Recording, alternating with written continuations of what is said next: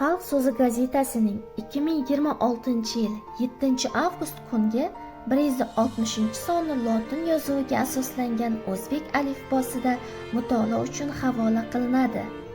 Ushbu sonda yagona vatan, yagona xalq bo'lib yangi hayot va kelajak yarataylik.